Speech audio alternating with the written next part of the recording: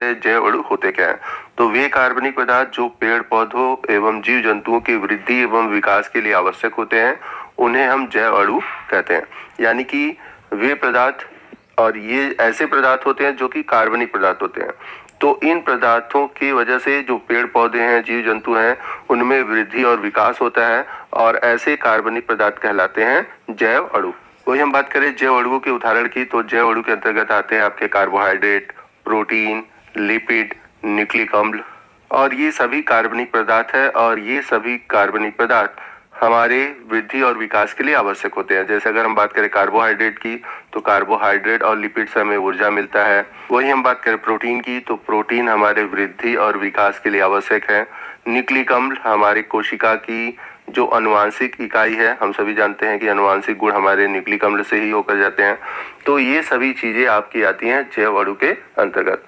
तो यदि हम बात करें कार्बोहाइड्रेट्स की परिभाषा की, तो कार्बोहाइड्रेट की दो परिभाषाएं दी गई हैं। एक पुरानी परिभाषा है और दूसरी आधुनिक परिभाषा है। तो कार्बोहाइड्रेट दो शब्दों से मिलकर बना है, कार्बन प्लस हाइड्रेट, यानी कि कार्बोहाइड्रेट का शाब्दिक अर्थ है कार्बन के हाइड्रेट। तो हाइड्रेट का अर्थ है यहाँ पर जल के अणु से। तो कार्बोहाइड्रेट का मतलब क्या हुआ? तो कार्बोहाइड्रेट का मतलब यह है कि इसमें कार्बन के कुछ परमाणु हों और हाइड्रेट यानी जल के कुछ अणु हों। जैसे मान लेते हैं कि कार्बन के X परमाणु है और जल के Y अणु है। वही बात करें हम कार्बोहाइड्रेट्स में, कार्बन, हाइड्रोजन और ऑक्सीजन का जो अनुपात होता है वो होता है 2:1। कार्बोहाइड्रेट का सामान्य सूत्र होता है CxH2O का होल Y। X और Y की जो संख्या होती है वो समान और भिन्न हो सकती है। वही बात करें हम एग्जाम्पल की, तो जैसे ग्लूकोज, फ्रक्टोज, दोनों का फार्मूला होता है C6H12O6। अब यहाँ पर देखिए ये कार्बोहाइड्रेट का फार्मूला हुआ कि नहीं, तो यहाँ पर हम देखेंगे कि जो कार्बन की संख्या है वो 6 है, ठीक है। अब यहाँ पर हाइड्रोजन और ऑक्सीजन है, इसको हम जल के अणु मान लेते हैं, तो जल के कितने अणु माने जाएंगे? 6 माने जाएंगे। यानी कि अगर हम इसको CxH2OY के होल रूप में लिखें तो यहाँ पर आएगा C6H2O का होल 6। तो यहाँ पर हम लोगों ने H12O6 क्या लिख दिया? H2O का होल 6। तो H2O में यदि हम 6 का मल्टीप्लाई करेंगे तो 6 दूनी 12 हाइड्रोजन हो जाएगा और 6 ऑक्सीजन हो जाएगा। तो आप चाहे C6H12O6 लिखें या फिर C6H2O का होल 6 लिखें, दोनों सेम है। तो इस प्रकार से देख रहे हैं ये जो हमारा फार्मूला है कार्बोहाइड्रेट के सूत्र का पालन कर रहा है, इसलिए कार्बोहाइड्रेट का सूत्र है। उसी तरह हम दूसरा एग्जाम्पल लेते हैं सुक्रोज का, जिसका फार्मूला है C12H22O11। तो यहाँ पर कार्बन के कितने अणु हैं? 12 अणु हैं, तो यहाँ पर C12 हो जाएगा। और हम बात करें H2O के अणुओं की, तो यहाँ पर हाइड्रोजन की संख्या कितनी है? 22 है, तो उसका हम आधा कर देते हैं, ठीक है ना। तो अगर हम आधा कर दे तो यहाँ पर जल के कितने अणु आएंगे? 11 अणु आएंगे। तो इस प्रकार से हमारा जो फार्मूला बनेगा C12H2O का होल 11 होगा। तो यहाँ पर आपने देखा कि हम लोगों ने ग्लूकोज और फ्रक्टोज को भी कार्बन और हाइड्रेट्स के फॉर्म में लिखा, और वहीं सुक्रोज को भी हम लोगों ने कार्बन और हाइड्रेट्स के फॉर्म में लिखा। तो इस प्रकार से glucose, fructose, sucrose, cellulose, maltose, ये सभी कार्बोहाइड्रेट्स के अंतर्गत आते हैं, जिनके बारे में हम आगे वीडियो में डिटेल से बात करेंगे। तो ये कार्बोहाइड्रेट्स की पुरानी परिभाषा है, परंतु अब यह कार्बोहाइड्रेट की परिभाषा मान्य नहीं है। क्यों नहीं मान्य है? क्योंकि कुछ ऐसे फार्मूले कार्बोहाइड्रेट्स के प्राप्त हुए जो इस सूत्र का पालन नहीं करते, और इसके अलावा कुछ ऐसे भी यौगिक प्राप्त हुए जो कि कार्बोहाइड्रेट्स नहीं थे, परंतु वो इस सूत्र का पालन करते थे। तो आइए ऐसे कुछ फार्मूले के बारे में हम लोग डिस्कस करते हैं। तो यदि हम बात करें एसिटिक अम्ल, तो एसिटिक अम्ल का हम सभी फार्मूला जानते हैं, क्या होता है? CH3COOH। तो ये आपका कार्बोहाइड्रेट नहीं है, परंतु ये कार्बोहाइड्रेट के सूत्र का पालन करता है। कैसे करता है ये देखते हैं। यहाँ पर आप देख रहे हैं एक कार्बन है, यहाँ पर एक कार्बन है, तो यहाँ पर कार्बन की संख्या कितनी हो गई? 2 हो गई। वही हम बात करें हाइड्रोजन की, तो हाइड्रोजन की संख्या यहाँ पर 3 है और यहाँ पर 1 है, तो टोटल हो गए हाइड्रोजन आपके 4। और ऑक्सीजन की संख्या कितनी है? 2।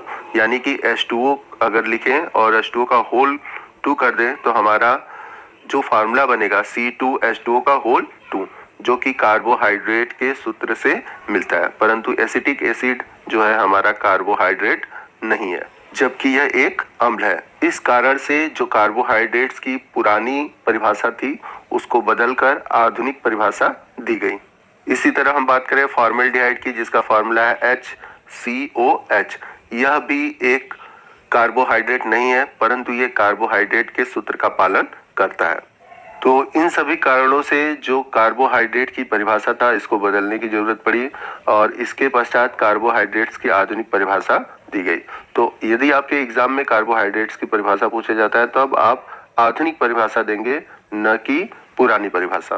तो यदि हम बात करें कार्बोहाइड्रेट्स की आधुनिक परिभाषा की, तो कार्बोहाइड्रेट्स वे पदार्थ होते हैं या फिर वे यौगिक होते हैं जो कि पॉलीहाइड्रोक्सी एल्डिहाइड या फिर पॉलीहाइड्रोक्सी कीटोन होते हैं। या फिर हम इन्हें ऐसे भी परिभाषित कर सकते हैं कि वे पदार्थ जिनका जल अपघटन करने से, यानी कि इन्हें जब हम जल में खोलते हैं तो ये पॉलीहाइड्रोक्सी एल्डिहाइड या फिर पॉलीहाइड्रोक्सी कीटोन में टूट जाते हैं। तो आइए इसे मैं आपको एग्जाम्पल के थ्रू समझाता हूँ, इसका मतलब क्या हुआ। तो जैसे कि अगर हम देखें ग्लूकोज, फ्रक्टोज, सुक्रोज, ये सभी आपके कार्बोहाइड्रेट्स हैं। तो जैसा कि हम लोगों ने पीछे देखा कि ग्लूकोज और फ्रक्टोज दोनों के अणुसूत्र जो थे वो थे C6H12O6, यानी कि दोनों के अणुसूत्र समान थे। परंतु अगर हम रासायनिक रूप से देखें तो इनके रासायनिक गुण यानी कि इनके रासायनिक सूत्र अलग अलग है। जैसे अगर हम देखें ग्लूकोज, तो ग्लूकोज एक पॉलीहाइड्रोक्सी एल्डिहाइड है। अब इसका फार्मूला क्या है, CHO। यहाँ पर ऊपर आप देख रहे हैं एल्डिहाइड ग्रुप है। इसके अलावा है CHOH का होल 4 CH2OH। तो यहाँ पर देख रहे हैं आप हाइड्रोक्सिल ग्रुप 5 है, तो इसलिए इसको क्या बोला गया है, पॉलीहाइड्रोक्सी। और इसमें मेन जो क्रियात्मक समूह है वो है एल्डिहाइड, इसलिए ग्लूकोज क्या है, एक पॉलीहाइड्रोक्सी एल्डिहाइड है जिसका फार्मूला है C6H12O6। जैसा कि आप देख सकते हैं ऊपर और नीचे एक एक कार्बन हो गए और बीच में 4 कार्बन, तो टोटल आपके कार्बन कितने हो गए, 6 हो गए। हाइड्रोजन की संख्या देखें तो बीच में 4 है, यानी 4 और अंदर ब्रैकेट में आपके 2 हाइड्रोजन है, तो 4 × 2 कर देंगे तो 8 हाइड्रोजन आपके बीच में हो गए। ऊपर एक हो गया 9, नीचे लास्ट वाले में आप देखेंगे एक 10 और 2 12, तो आपको 12 हाइड्रोजन मिल गया। वही हम बात करें ऑक्सीजन की संख्या, तो ऊपर एक और नीचे एक, 2 ये हो गया और बीच में कितने हो गए, 4, तो टोटल ऑक्सीजन हो गए 6। वही हम बात करें फ्रक्टोज के सूत्र की, तो जो फ्रक्टोज है ये एक पॉलीहाइड्रोक्सी कीटोन है।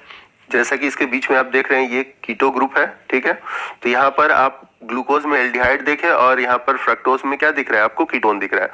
और देखें कार्बन की संख्या दोनों में 6 है, हाइड्रोजन की संख्या 12 है और ऑक्सीजन की संख्या 6 है, मतलब सेम है अणुसूत्र, परंतु यहाँ पर क्रियात्मक समूह अलग अलग हो गए। ग्लूकोज में हो गया एल्डिहाइड और फ्रक्टोज में हो गया कीटोन, इसलिए इन्हें बोला जाता है पॉलीहाइड्रोक्सी एल्डिहाइड या फिर पॉलीहाइड्रोक्सी कीटोन।